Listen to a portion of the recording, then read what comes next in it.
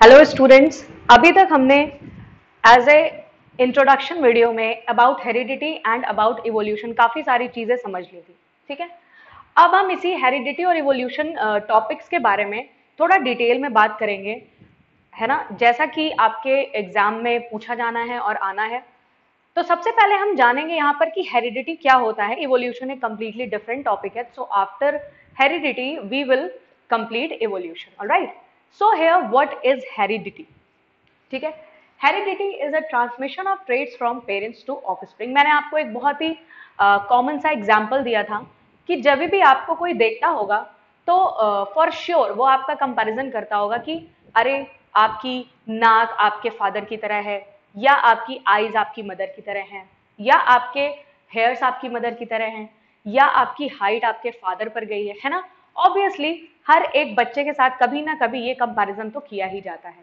तो आप इजीली ये समझ सकते हैं कि ये सारे जो ट्रेट्स आपके अंदर आते हैं, जो कि कहीं ना कहीं आपके मदर या फादर से आते हैं, आपकी बुआ, आपके मामा, आपकी मासी, इन सब के जो भी कैरेक्टर्स एक्यूमुलेट होते हैं आपके अंदर, जो अपने आप को एक्सप्रेस करते हैं, these are also a hereditary characters।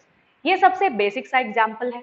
Apart from these basic examples, there are some other traits which are carried from your parents in your body which are not easily detectable, जो हम देख भी नहीं सकते। ऐसे traits में कोई genetic disease हो सकती है, जो हो सकता है आपको काफी समय बाद पता चले, काफी टाइम बाद डिटेक्टेड हो, है ना।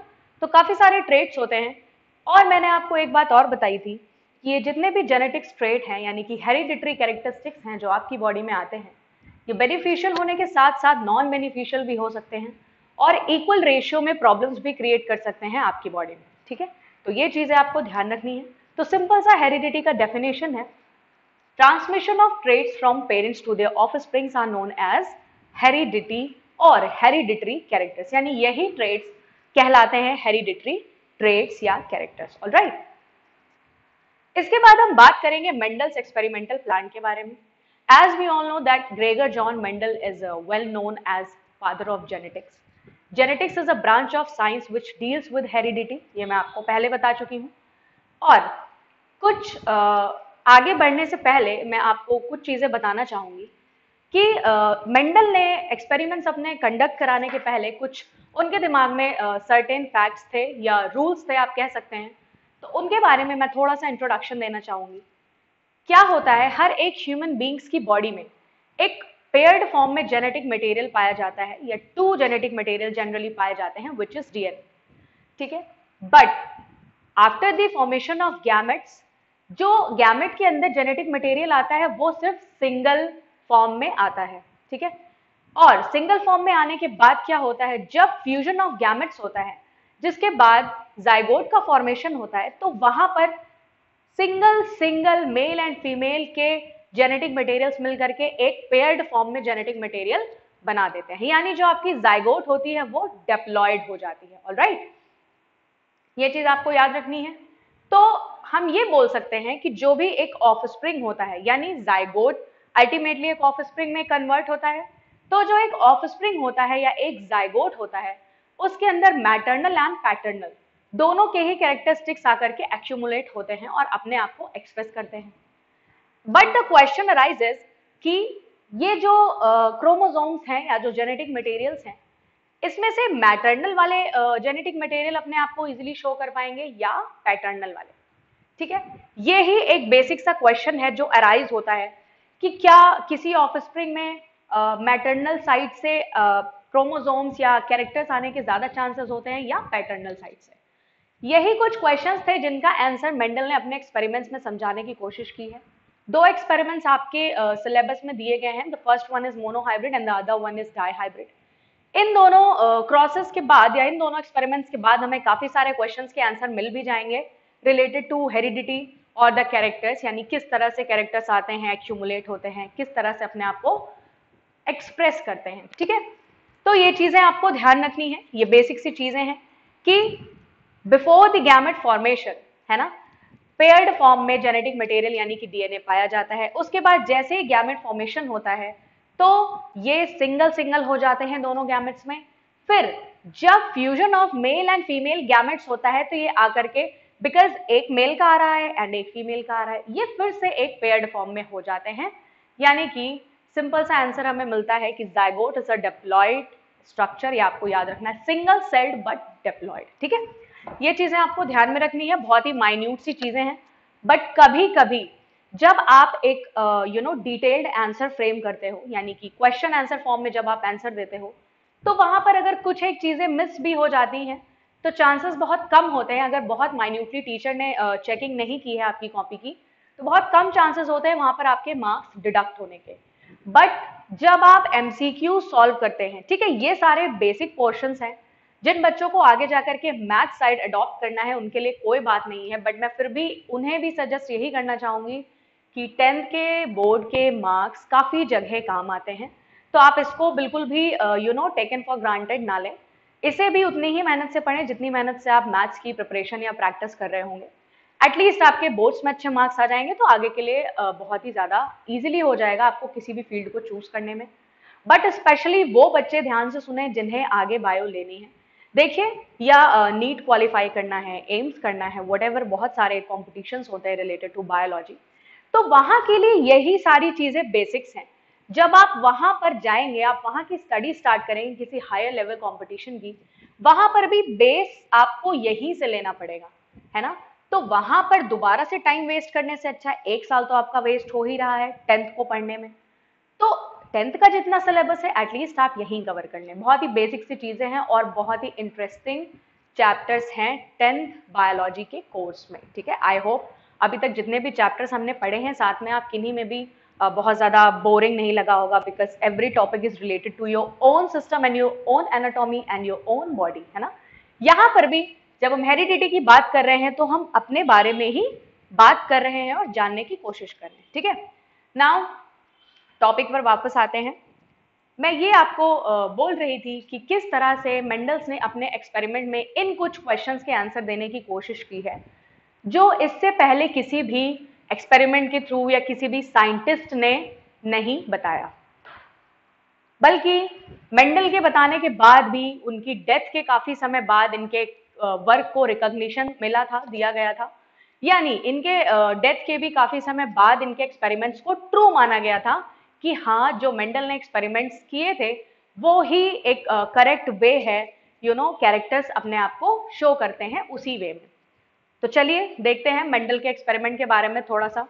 Mendel's experimental plant Pisum sativum, जिसे कि हम पी प्लांट के नाम से जानते हैं, मटर का पौधा, मटर आप सभी खाते होंगे, अब विंटर से स्टार्ट हो गई हैं तो पी बहुत ही फ्रीक्वेंटली मिलती है और मोस्टली हर एक चीज में यूज भी की जाती है। ऑलराइट, तो यहाँ पर पी प्लांट है जिसका साइंटिफिक नेम है Pisum sativum, where Pisum is a genus and sativum is a species. ये तो आप सभी ने 9th स्टैंडर्ड में पढ़ रखा होगा कि किसी भी ऑर्गेनिज्म या प्लांट का अगर हम साइंटिफिक नॉमेनक्लेचर देखें तो वो 2 पार्ट में डिवाइडेड होता है, the first one is genus and the other one is species. ठीक है, और नेक्स्ट चीज, मेंडल ने जो अपने एक्सपेरिमेंट कराए थे वो अप्रॉक्स 10 ईयर्स तक चले थे, अप्रॉक्स 10 ईयर्स तक, यानी बिटवीन 1856 टू 1863। इतने टाइम तक इन्होंने बार बार पी प्लांट्स को ही कंसीडर करके एक्सपेरिमेंट्स कंडक्ट कराए थे और कुछ कंक्लूजन्स दिए थे, जो कि हम आगे नेक्स्ट टॉपिक में पढ़ते चलेंगे। ठीक है, उसके बाद हम देखते हैं कि एक क्वेश्चन राइज होता है ना कि वाई पी प्लांट और why Pisum sativum, there are lots of other plants, पहले भी रहे होंगे आज भी हैं, तो पी प्लांट सेलेक्ट करने का क्या मतलब था। पहले तो मैं आपको एक चीज बताना चाहूंगी और आप अपने मन में भी इस क्वेश्चन का आंसर सोचिए। आज की लाइफस्टाइल में और मेंडल के टाइम की लाइफस्टाइल में, where we are talking about 1856 and 1863, जब हम 1856 यानी कि 80s की बात करते हैं, है ना, तो वहां पर क्या हम आज की टेक्नोलॉजी और आज की लाइफस्टाइल को किसी भी तरह से तब की टेक्नोलॉजीज और लाइफस्टाइल से कंपेयर कर सकते हैं? बिल्कुल नहीं कर सकते। आज बहुत ही ज्यादा मॉडर्नाइजेशन है, तब नहीं था। टेक्नोलॉजीज आज ज्यादा डेवलप्ड हैं, तब नहीं थी। लेबोरेटरीज आज बहुत ही ज्यादा बहुत ही अच्छे अच्छे टूल्स हैं, हर एक तरीके का सेटअप है, बट पहले नहीं हुआ करता था। तो जब कभी भी कोई काम हम स्टार्ट करते हैं तो हम एक कोशिश करते हैं कि हमें एक बहुत ही कम एफर्ट्स में या बहुत ही इजी एफर्ट्स में हमें बहुत ही अच्छा रिजल्ट देखने को मिले, है ना। जैसे जब हम एग्जाम देने जाते हैं, रिवीजन में हम क्या करते हैं, रिवीजन में हम करते हैं मेन टॉपिक्स को एक बार फटाफट से रिवाइज कर लेते हैं कि हमें कम टाइम में ज्यादा अच्छे टॉपिक्स हमारी आंखों के सामने से गुजर जाएं और मार्क्स हमारे बहुत अच्छे गेन हो जाएं, है ना। सेम वैसा ही कुछ मेंडल की कंडीशन रही होगी। उस टाइम पर उतनी ज्यादा टेक्नोलॉजीज डेवलप नहीं रही होंगी, तो उन्होंने एक ऐसे प्लांट को सिलेक्ट करना जरूरी समझा। उनकी जगह कोई भी साइंटिस्ट होता तो वो यही करता, जो कि सबसे बड़ी बात होती है, इजीली अवेलेबल हो, चीप हो, है ना, इजी टू मेंटेन, हैंडल और लाइट वेटेड हो। ये सारी चीजें पॉइंट्स उन्होंने कंसीडर किए होंगे और उसके बाद उन्होंने कंक्लूजन निकाला होगा कि उन्हें अपने जो भी एक्सपेरिमेंट्स कंडक्ट कराने हैं वो पी प्लांट पे कराने हैं, ठीक है। ये क्वेश्चन बहुत ही ज्यादा फ्रीक्वेंटली आस्क्ड है ना, फ्रॉम बोर्ड्स, कि why Mendel selected pea plant. क्योंकि आप जिस एक्सपेरिमेंट के बारे में पढ़ने जा रहे हैं आगे, अगर आपको यही नहीं पता है कि वो एक्सपेरिमेंट क्यों कराया गया है, कैसे कराया गया है, क्यों पी प्लांट सिलेक्ट किया गया है ना, तो ये बेसिक्स हैं जो आपको पता होना चाहिए। तो हम कुछ पॉइंट्स के बारे में डिस्कस करेंगे जो कि इस क्वेश्चन को सेटिस्फाई करेंगे, इस आंसर को, कि why Mendel selected pea plant. देखते हैं। He selected pea plant because, सबसे पहला और सबसे अच्छा पॉइंट है कि it has a short life cycle. जब आप कोई भी एक्सपेरिमेंट परफॉर्म करने जा रहे हैं किसी प्लांट पर, ऑब्वियसली आपको ऐसा प्लांट सेलेक्ट करना पड़ेगा जिसकी नेचुरली लाइफ साइकिल काफी शॉर्ट हो, जिससे आपको कम टाइम पीरियड में उसकी कई सारी जनरेशंस मिल सके और आप अपने एक्सपेरिमेंट्स को प्रोसीड कर सके काफी कम टाइम में।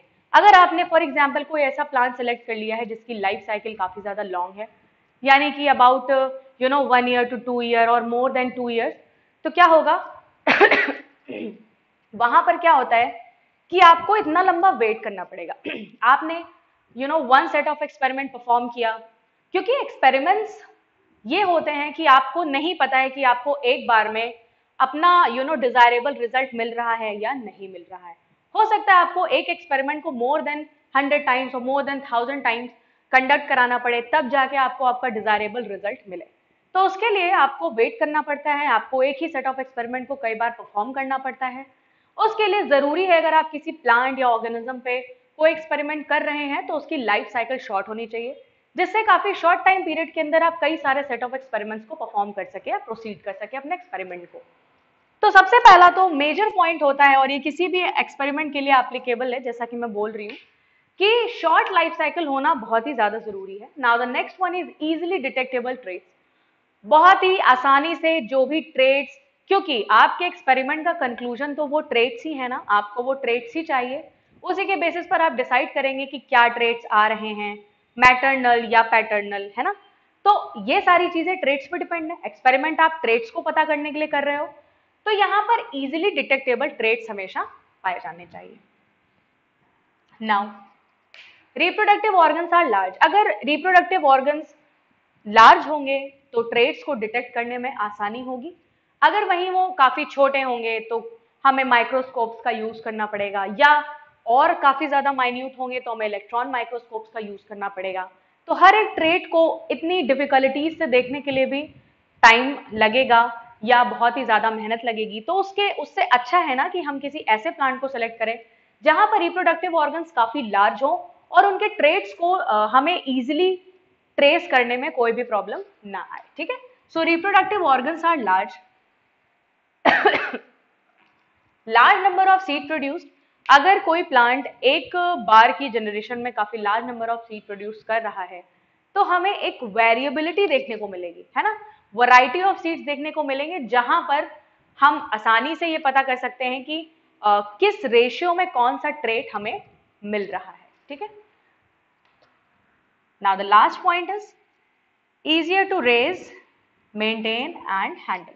जो भी प्लांट आप चूज करें, या पी प्लांट जैसा कि मेंडल ने सेलेक्ट किया, इस बेसिस पर किया कि लाइट वेटेड हो, इजीली टू मेंटेन हो, यानी उसकी मेंटेनेंस में बहुत ज्यादा खर्चा ना आए, जिससे वो इजीली कई सेट ऑफ एक्सपेरिमेंट्स को परफॉर्म कर सके कम पैसों में भी, और उन्हें डिजायर्ड रिजल्ट्स भी मिल सके। इजी टू हैंडल, यानी इफ अगर ऐसा कोई मौका पड़ता है कि उन्हें एक जगह से दूसरी जगह ट्रांसपोर्ट करना हो, तो वो लाइट वेटेड होने चाहिए, हैंडल उन्हें आसानी से कर पाए आप, ऐसा कोई प्लांट सेलेक्ट करें। तो ये सारे कुछ इंपॉर्टेंट पॉइंट्स थे जिसकी वजह से मेंडल ने पाइसम सटाइवम को सिलेक्ट किया था। ये सारे पॉइंट्स आप चाहें तो पॉज करके नोट भी कर सकते हैं, क्योंकि एनसीईआरटीज में पॉइंट वाइज नहीं दिया है और शायद इतने सारे पॉइंट्स मेंशन भी नहीं है, तो आप इसे नोट कर लें, आपको आंसर राइटिंग में काफ़ी हेल्प करेगा। इवन अगर डायरेक्टली आपसे ये क्वेश्चन नहीं पूछा जाता है कि why Mendel selected pea plant, और आपसे एक थ्योरेटिकली, है ना, अगर आपसे कोई एक्सपेरिमेंट कंडक्ट कराने को नहीं बोला जा रहा है और आपसे थ्योरेटिकली अबाउट मोनोहाइब्रिड क्रॉस या डाईहाइब्रिड क्रॉस या सिंपली अबाउट क्रॉसेस पूछ लिया जाता है, तो आप अगर अपना आंसर यहाँ से स्टार्ट करेंगे, पहले तो आप ये बताएंगे ही कि हाँ मेंडल ने पी प्लांट को सिलेक्ट किया, बट उसके बाद अगर आप अपने आंसर में ये भी ऐड कर देंगे कि उन्होंने सेलेक्ट तो किया बट क्यों किया, उसमें अगर आप ये सारे पॉइंट्स इंक्लूड कर देते हैं तो ऑब्वियसली आपका आंसर थोड़ा ज्यादा वेटेज वाला हो जाएगा, तो आपको ये अच्छे मार्क्स दिलाने में हेल्प करेगा। आगे हम बात करेंगे अबाउट एक्सपेरिमेंट्स ऑफ मेंडल, जो कि 2 एक्सपेरिमेंट्स थे, और यहाँ पर फर्स्टली हम बात करेंगे about monohybrid cross. Monohybrid cross इसका नाम इसलिए रखा गया है क्योंकि यहाँ पर मेंडल ने जो क्रॉस कराया था वो एक सिंगल कैरेक्टर को लेकर के कराया था, सिंगल कैरेक्टर को कंसीडर करके कराया था कि अगर सिर्फ single pair of contrasting characters आपस में क्रॉस होंगे तो उनका रिजल्ट क्या हो सकता है, यानी किस तरह से हमें कैरेक्टर्स ऑब्टेन होंगे इन अ फाइनल जनरेशन या इन ऑफस्प्रिंग्स। ठीक है, तो मोनोहाइब्रिड क्रॉस को जो एक क्रॉसिंग वे में है या पुनेट स्क्वायर बोर्ड के फॉर्म में है वो हम पढ़ेंगे, बट उसके पहले कुछ थ्योरी पोर्शन है जो अगर आप पहले क्लियर कर लेते हो तो आपको थोड़ा सा क्रॉसेस को समझने में आसानी होगी। उसके लिए हम देखते हैं monohybrid cross. What is monohybrid cross? This cross deals with only single pair of contrasting characters at a time, यानी यहाँ पर मेंडल ने जो क्रॉस कंडक्ट कराया है वहां पर उन्होंने लिया है single pair of contrasting character. Now अब हम समझ लेते हैं कि what are single pair of contrasting characters. जब हम किसी जीन की बात करते हैं तो एक ही जीन में 2 अल्टरनेटिव फॉर्म्स ऑफ जीन पाए जाते हैं which are known as alleles. ये मैं आपको अपने प्रीवियस वीडियोस में भी बता चुकी हूँ, जिन बच्चों ने देखा होगा उन्हें पता भी होगा। एक जीन में 2 अल्टरनेटिव फॉर्म्स ऑफ जीन पाए जाते हैं which are known as alleles, and these are contrasting characters, जो कि एक दूसरे के फॉर एग्जाम्पल ऑपोजिट होते हैं, यानी फॉर एग्जाम्पल अगर किसी में ब्लैक है तो उसका ऑपोजिट व्हाइट है, ऑलराइट, टॉलनेस है तो ड्वार्फनेस है, ये सारी चीजें जीन्स में पाई जाती हैं। तो यहाँ पर मेंडल ने जो कैरेक्टर सेलेक्ट किया था वो सेलेक्ट किया था हाइट। उन्होंने हाइट को कंसीडर करके अपना पहला एक्सपेरिमेंट परफॉर्म किया था विच वॉज मोनोहाइब्रिड क्रॉस, और यहाँ पर इन्होंने, अब हाइट है, हाइट एक कैरेक्टर है तो इसके 2 ऑल्टरनेटिव फॉर्म्स भी होंगे, यानी which R allele, the first one is tallness and the next one is dwarfness. तो जो टॉल प्लांट उन्होंने लिए, यहाँ पर हम मेंडल के मोनोहाइब्रिड क्रॉस की बात कर रहे हैं, मेंडल ने जो टॉल प्लांट सेलेक्ट किए थे दे वर टॉल अबव 6 फीट, यानी 6 फीट से बड़े प्लांट थे या 6 फीट के थे या उससे बड़े थे, और इन्होंने जो dwarf plant, dwarfs are actually short,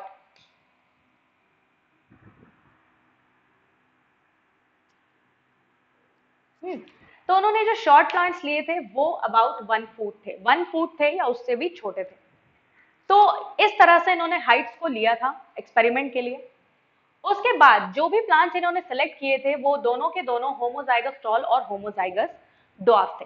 homozygous tall और ड्वार्फ या हेट्रोजाइगस टॉल और ड्वार्फ के बारे में मैं आपको थोड़ा सा यहाँ पर फिर से एक्सप्लेन करना चाहूंगी। When we talk about the homozygous condition, homo means similar, यानी कि as I said that one gene has 2 alternative form of characters which are known as alleles or this.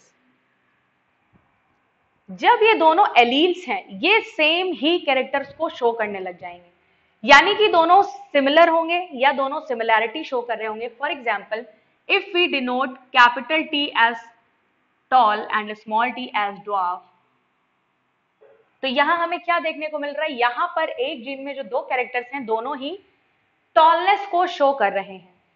ठीक है, तो ये एक होमोजाइगस कंडीशन है।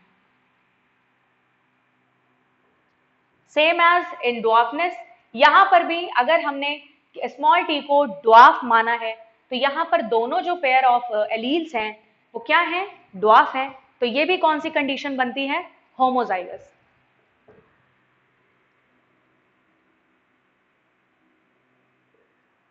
अब अगर हम टॉलनेस और ड्वार्फनेस में बात करें, हर एक जीन में जो दो एलील्स होते हैं सिंपली, वो क्या करते हैं, एक डोमिनेंट होता है और दूसरा रिसेसिव होता है। यानी इन ऑफ स्प्रिंग्स हमें वही देखने को मिलेगा, अगर हाइब्रिड फॉर्म में ऑफ स्प्रिंग्स आ गए हैं तो हमें वही कैरेक्टर देखने को मिलेगा जो डोमिनेंट होगा, जो दूसरे के एक्सप्रेशन को सप्रेस कर ले जाएगा, ठीक है।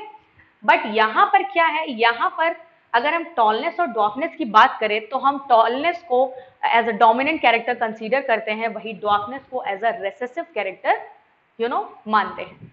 तो अगर ये तो होमोजाइगस की कंडीशन है, अगर ऑफस्प्रिंग होमोजाइगस आ गया, होमोजाइगस टॉल, तो ऑफस्प्रिंग टॉल होगा। होमोजाइगस की कंडीशन में ड्वार्फ आ गया तो ऑफस्प्रिंग ड्वार्फ होगा।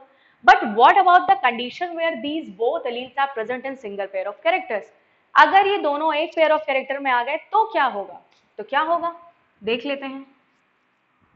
यही तो होगा, एक कैरेक्टर टॉल का आ गया, एक कैरेक्टर ड्वार्फ का आ गया। तो यहां पर मैंने आपको बताया, अगर हम हाइट में टॉलनेस और ड्वार्फनेस को एक साथ कंसीडर करेंगे तो वहां पर टॉलनेस हमेशा डोमिनेंट कैरेक्टर माना जाएगा, और जो कैपिटल या सॉरी जो स्मॉल टी है वो आपका ड्वार्फनेस, वो हमेशा रिसेसिव कैरेक्टर माना जाएगा।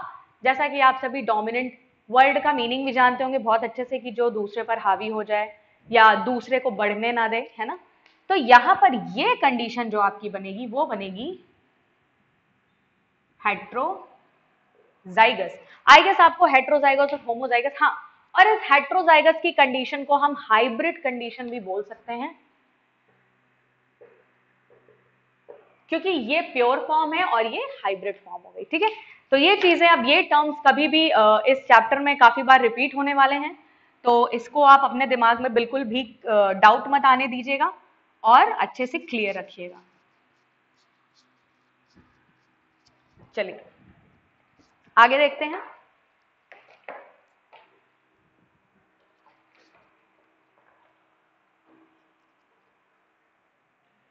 तो यहाँ पर जो प्लांट्स थे वो होमोजाइगस टॉल थे और होमोजाइगस ड्वार्फ थे। आई गेस आपको ये पॉइंट अब बहुत ही ज्यादा अच्छे से क्लियर हो गया होगा।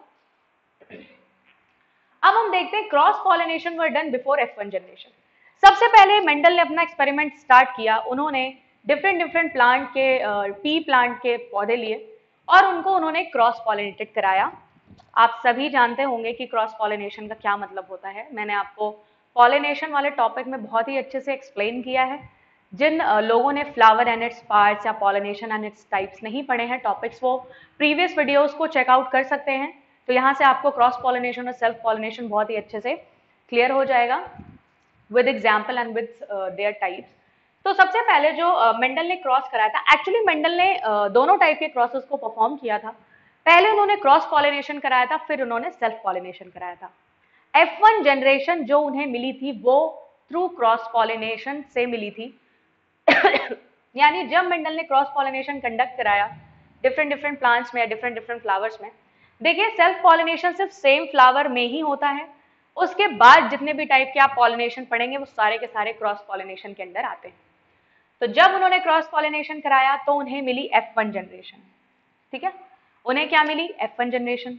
इसके बाद हम समझ लेते हैं ये F1 जनरेशन क्या है। और जब अभी आप क्रॉसेस के बारे में, अभी मैं आपको इसके जस्ट बात बताने वाली हूँ, वहां पर आपको कई सारे सिंबल्स मिलेंगे। तो उन सिंबल्स में से दो सिंबल्स सबसे ज्यादा कॉमन होंगे दोनों प्रोसेस में, वो हैं, कहीं पर भी आपको P देखने को मिलता है जब, तो P डिनोट करता है पेरेंटल जनरेशन को, यानी पेरेंट्स के ही तो ऑफ स्प्रिंग्स का क्रॉसेस आप करा करके डिजायर्ड रेशियो ऑब्टेन कर सकते हैं, है ना।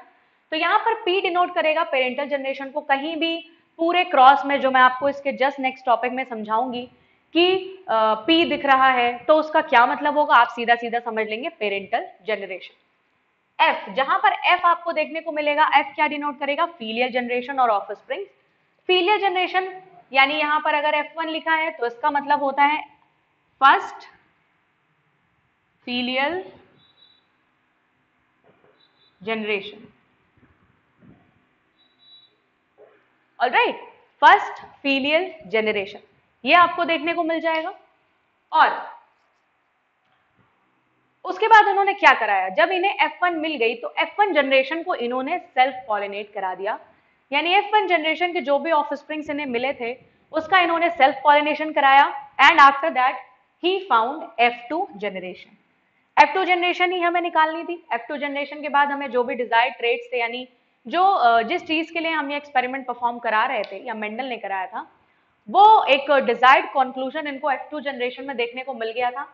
तो फाइनल जनरेशन भी बोला जाता है F2 जनरेशन को। और इसके बाद ही जो रेशियोज हमें मिले थे, जिनके थ्रू पता चला था हमें कि कैसे कैरेक्टर्स ट्रांसमिट होते हैं, ठीक है। So now this was the exactly cross which was performed by Mendel's, ठीक है।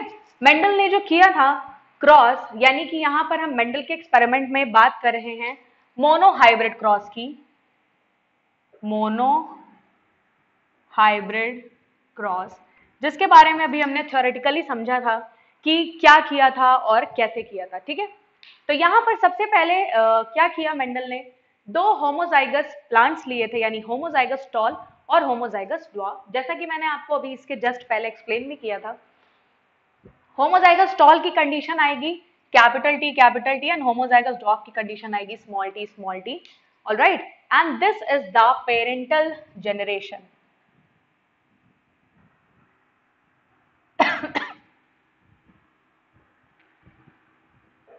यानी कि P, ठीक है।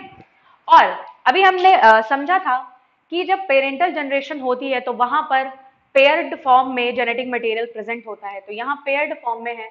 बट जैसे ही गैमेटोजेनेसिस के बाद गैमेट्स का फॉर्मेशन होता है, as we all know the process of formation is basically known as gametogenesis, यानी जब गैमेट्स का फॉर्मेशन होता है तो यहाँ पर सिंगल ही ट्रांसफर होता है।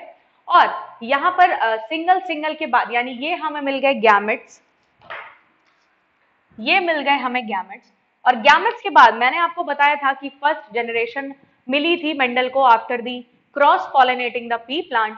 तो क्रॉस पॉलिनेशन के बाद यहाँ पर F1 जनरेशन हमें मिली, क्या थी। अब यहाँ पर अगर ये दोनों कैरेक्टर्स आ रहे हैं तो ये एक तरीके से हेट्रोजाइगस की कंडीशन बना देंगे, हेट्रोजाइगस कंडीशन, जैसा कि आपको देखने को भी मिल रहा है, बिकॉज यहाँ पर दोनों कैरेक्टर्स प्रेजेंट हैं एक साथ। उसके बाद फिर क्या हुआ था, इस F1 जनरेशन की मेंडल ने सेल्फिंग कराई थी, यानी कि सेल्फ पॉलिनेशन कराया था। यहां पर सेल्फ पॉलिनेशन हुआ था।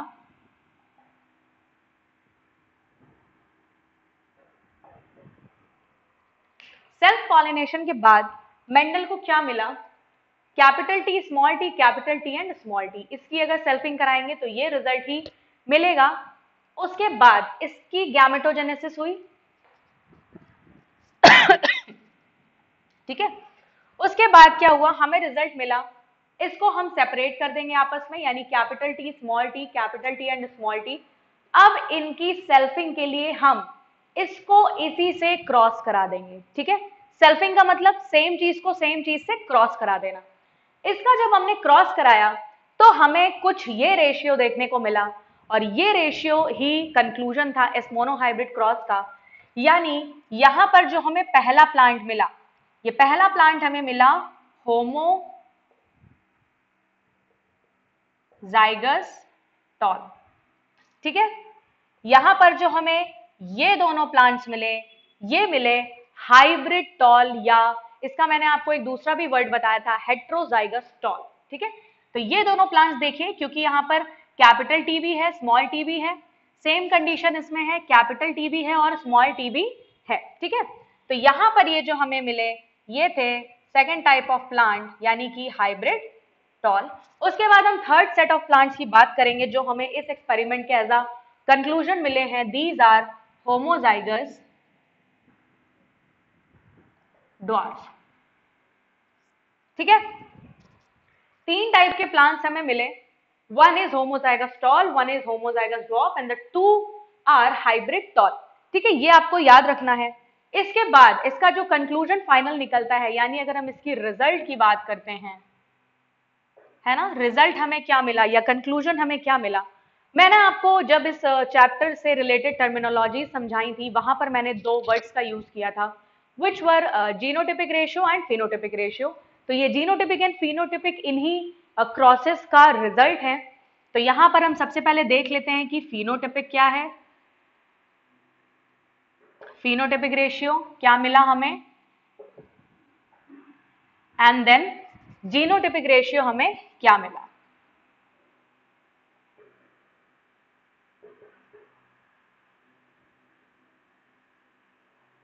देखिए जीनोटिपिक रेशियो हमेशा फिनोटिपिक रेशियो से नंबर्स में ज्यादा आएगा। फिनोटिपिक रेशियो हमें देखने को मिलता है 3:1। फिनोटिपिक रेशियो का मतलब है ऐसे कैरेक्टर्स जो कि हमें इजीली डिटेक्टेबल हो, यानी हम किसी को देख करके जब उसके कैरेक्टर्स का पता लगाते हैं तो उन कैरेक्टर्स को हम फिनोटिपिक नाम देते हैं।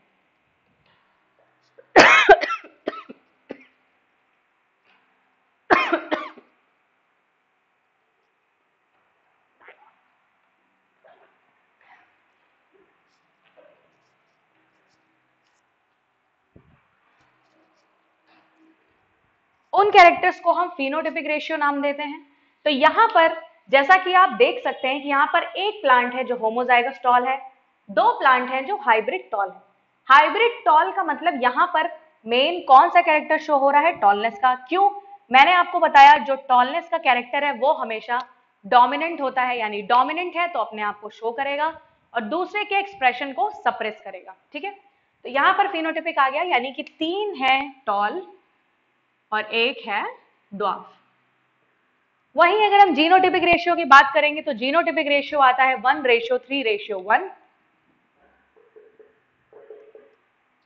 यानी कि यहां पर हम देख सकते हैं एक होमोजाइगस टॉल है, दो हेट्रोजाइगस टॉल है,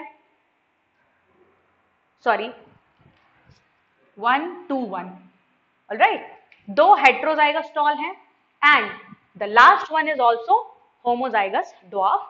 तो यहां पर ये कंडीशन भी सेटिस्फाइड हो जाती है।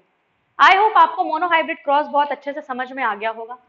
नेक्स्ट टॉपिक में हम प्रोसीड करेंगे डाईहाइब्रिड क्रॉस की तरफ। मोनोहाइब्रिड क्रॉस को आप बहुत अच्छे से इसको समझ लीजिए, क्योंकि एग्जाम में इससे रिलेटेड जो क्वेश्चन पूछे जाते हैं जरूरी नहीं है वो आपको हाइट को ही कैरेक्टर लेकर के आपसे एक्सपेरिमेंट पूछें, या आपसे सेम एज इट इज पूछ भी सकते हैं कि explain the monohybrid cross of Mendel, या कभी कभी ऐसा भी कर देते हैं कि वो आपको कोई और कैरेक्टर दे देंगे और आपको उनसे रिलेटेड क्रॉसेस करने पड़ेंगे।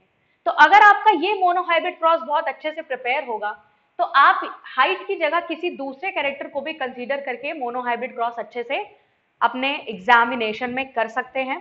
तो इसीलिए इसे यहीं पर समझ लीजिए और आई होप आप सभी को बहुत अच्छे से समझ में भी आ गया होगा।